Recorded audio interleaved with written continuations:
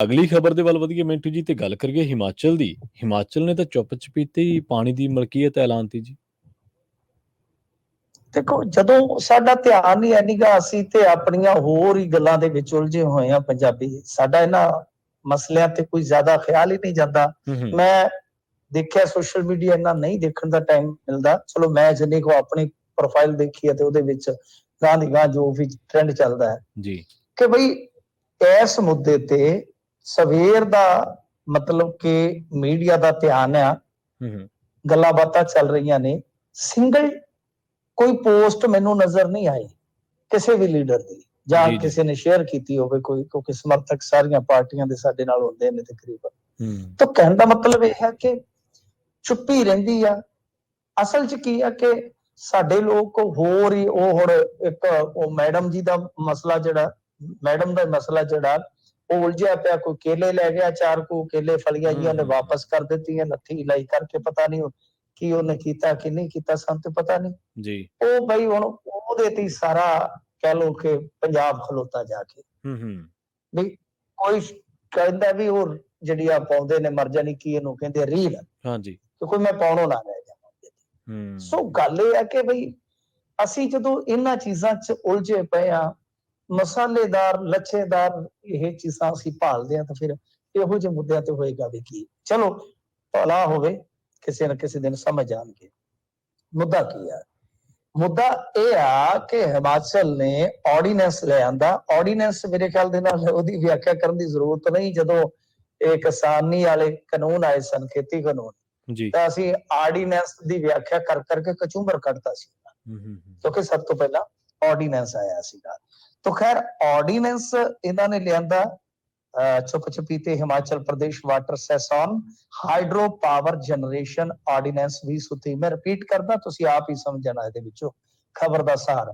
Himachal Pradesh water cess on hydro power generation ordinance 2023 ਜੀ। ਮਤਲਬ ਕਿ cess on hydro power generation ਜੀ, ਜਿਹੜੇ ਹਾਈਡਰੋ ਪ੍ਰੋਜੈਕਟ ਨੇ, ਇਹਨਾਂ ਤੇ ਉਹਨਾਂ ਨੇ ਲਾ ਦਿੱਤਾ ਵਾਟਰ ਸੈਸ, ਪਾਣੀ ਵਾਲਾ ਟੈਕਸ।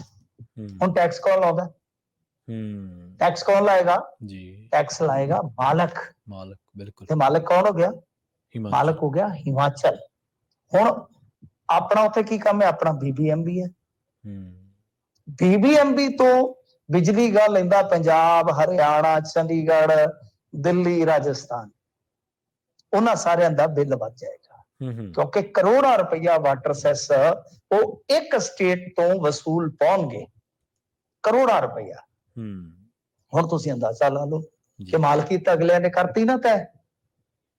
ਦੇਖੋ, ਮਾਲਕੀਅਤ ਉਹ ਏਦਾਂ ਕਰ ਸਕਦੇ ਆ। ਕਿਉਂ?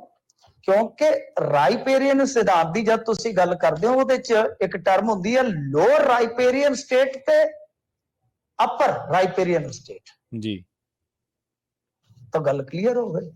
ਉਹਨਾਂ ਨੇ ਆਪਣੇ ਅਧਿਕਾਰ ਸ਼ਕਤੀ ਦੀ ਜੋ ਉਹਨਾਂ ਦੇ ਕੋਲ ਹੈ ਉਹਦੀ ਵਰਤੋਂ ਕਰਦੇ ਆ, ਤਾਂ ਉਹਨਾਂ ਨੇ ਪਟਾਕਾ ਪਾ ਦਿੱਤਾ। ਠੀਕ ਹੈ ਜੀ। ਹੁਣ ਇਹਦੇ ਤੋਂ ਵੇਖੋ ਕਿ ਬਦਕਿਸਮਤੀ ਕਿਸ ਤਰ੍ਹਾਂ ਝਲਕਦੀ ਹੈ ਕਿ ਅਪਰ ਰਾਈਪੇਰੀਅਨ ਸਟੇਟ ਵਾਟਰ ਸੈਸ ਲਵੇਗਾ ਤੇ ਅਸੀਂ ਨਾਨ ਰਾਈਪੇਰੀਅਨ ਸਟੇਟਾਂ ਨੂੰ ਪਾਣੀ ਜਿਹੜਾ ਹੈ, ਜਿਵੇਂ ਹੁਣ ਰਾਜਸਥਾਨ ਨੂੰ ਅਸੀਂ ਇੱਕ ਦਰਿਆ ਹੀ ਦੇਈ ਜਾਂਦੇ ਹਾਂ, ਉਹ ਅਸੀਂ ਫਰੀ 'ਚ ਹੈ। ਮਤਲਬ ਕਿ ਜੇ ਰਾਜਸਥਾਨ ਦੀ ਮਾਲਕੀਅਤ ਤੈਅ ਹੁੰਦੀ ਹੈ ਤੇ ਪੰਜਾਬ ਵਾਲਿਆਂ ਦੀ ਮਾਲਕੀਅਤ ਕਿੱਥੇ ਗਈ? ਬਿਲਕੁਲ ਸਹੀ। ਆਹ ਕੇਸ ਬਹੁਤ ਵੱਡਾ ਹੈ, ਇਹਨਾਂ ਦੇ ਹੱਕ 'ਚ ਪੋਜ਼ਿਟਿਵ ਪੁਆਇੰਟ ਹੈ ਇਹ ਜੀ। ਸਕਾਰਾਤਮਕ ਹੈ ਕਿ ਦੇਸ਼ ਨੂੰ ਦੱਸਣ ਹੁਣ ਕਿ ਜਿਹੜੀ ਲੁੱਟ, ਜਿਹੜੀ ਧੱਕੇਸ਼ਾਹੀ ਹੋਈ ਆ ਹੁੰਦੀਆਂ ਨੇ ਕੌਮਾਂ ਦੀਆਂ ਲੀਡਰਸ਼ਿਪਾਂ। ਨੁਕਤੇ ਫੜ ਕੇ ਤੁਸੀਂ ਚਾਲੇ ਪਾਓ, ਦੇਸ਼ ਦੀ ਰਾਜਧਾਨੀ 'ਚ ਜਾ ਕੇ ਸਰਬ ਪਾਰਟੀ ਮੀਟਿੰਗ ਕਰੋ ਪਹਿਲਾਂ, ਤੇ ਫਿਰ ਜਾ ਕੇ ਉੱਥੇ PC ਕਰੋ ਕਿ ਅਸੀਂ ਸਾਰੇ ਆਏ ਆ ਜੀ, ਤੁਹਾਨੂੰ ਦੱਸਣ ਆਏ ਆ ਹਿਸਟਰੀ, ਤੇ ਆ ਮੋਹਰ ਲੱਗੀ ਪਈ ਆ। ਹੁਣ ਜਾਂ ਤਾਂ ਇਹ ਆਰਡੀਨੈਂਸ ਜਿਹੜਾ ਹੈ ਉਹ ਪ੍ਰਵਾਨ ਨਾ ਕੀਤਾ ਜਾਵੇ। ਮਤਲਬ ਕਿ ਆਰਡੀਨੈਂਸ ਦਾ ਕੀ ਹੈ ਕਿ ਜਾਂ ਤਾਂ ਇਹਦੇ ਤੇ ਸਾਈਨ ਨਾ ਹੋਣ, ਪਰ ਜਦੋਂ ਸਾਈਨ ਹੋ ਗਏ ਆ ਤਾਂ ਫਿਰ ਗੱਲ ਖਤਮ ਹੈ। ਇਹਦਾ ਮਤਲਬ ਇਹ ਆ ਕਿ ਉਹਨਾਂ ਨੂੰ 6 ਮਹੀਨਿਆਂ ਬਾਅਦ ਬਿੱਲ ਲਿਆਉਣਾ ਪਏਗਾ। ਬਿੱਲ ਲਿਆ ਕੇ ਉਹ ਇਹਨੂੰ ਪੱਕਾ ਕਰ ਦੇਣਗੇ। ਤਾਂ ਰਹਿ ਗਏ ਨੇ ਉੱਥੇ ਦੇ ਉੱਥੇ। ਤੇ ਸਾਡੇ ਇੱਕ ਇਹਨਾਂ ਨੇ 2016 ਚ ਪਾਇਆ ਸੀ ਰੌਲਾ, ਅਸੀਂ ਬਿੱਲ ਵਸੂਲਾਂਗੇ ਜੀ, ਮਤਾ ਲਿਆਂਦਾ ਜੀ ਉਹ ਪਿਆ ਜੇ ਰੱਦੀ ਦੇ ਕਿਤੇ ਟੋਕਰੇ ਦੇ ਵਿੱਚ, ਟੋਕਰੀ ਚ ਤਾਂ ਟੋਕਰਾ ਬਣ ਗਿਆ ਨਾ ਜੀ। ਤੇ ਇਹ ਕਹਾਣੀਆਂ ਨੇ, ਇਹ ਗੱਲਾਂ ਬਾਤਾਂ ਨੇ। ਤੇ ਜਦੋਂ ਲੀਡਰਲੈਸ ਹੋਣ ਲੋਕ, ਜਦੋਂ ਲੀਡਰਲੈਸ ਕੋਈ ਖਿੱਤਾ ਹੋ ਜਾਵੇ ਨਾ, ਉਦੋਂ ਹਾਲ ਇਹ ਹੁੰਦਾ ਕਿ ਅੱਜ ਉਹ ਕੇਲਿਆਂ ਵਾਲਾ ਭਾਈ ਵਿਚਾਰਾ, ਉਹਦਾ ਪਤਾ ਨਹੀਂ ਦੋਸ਼ ਹੈਗਾ ਜੇ ਕਿ ਨਹੀਂ ਹੈਗਾ, ਮੈਨੂੰ ਨਹੀਂ ਪਤਾ। ਅੱਜ ਅਸੀਂ ਉਹਦੇ ਮਤਲਬ ਕਿ ਕਾਲਰ ਨਹੀਂ ਛੱਡ ਰਹੇ, ਪਰ ਜਿੱਥੇ ਅਸੀਂ ਅੱਜ ਇਹਨਾਂ ਚੀਜ਼ਾਂ ਨੂੰ ਸਮਝਣਾ ਹੈ, ਇਹਨਾਂ ਚੀਜ਼ਾਂ ਦੀ ਹਿਸਟਰੀ ਚ ਪਰਪੇਖ ਚ ਜਾਣਾ ਹੈ, ਤੇ ਇੱਕ ਮਤਲਬ ਕਿ ਆਪਣੇ ਹੱਕ ਦੇ ਵਿੱਚ ਬਿਰਤਾਂਤ ਅਸੀਂ ਉਸਾਰਨਾ ਸੀਗਾ। ਮੈਨੂੰ ਅਫਸੋਸ ਹੋਇਆ ਕਿ ਪੜ੍ਹੇ ਲਿਖੇ ਤੋਂ ਪੜ੍ਹੇ ਲਿਖੇ ਤੇ ਬੜੇ ਗੁਣੀ ਗਿਆਨੀ ਬੰਦੇ ਵੀ ਇਹਨਾਂ ਚੀਜ਼ਾਂ ਤੋਂ ਅਣਜਾਣ ਹੀ ਨੇ। ਜੀ ਜੀ।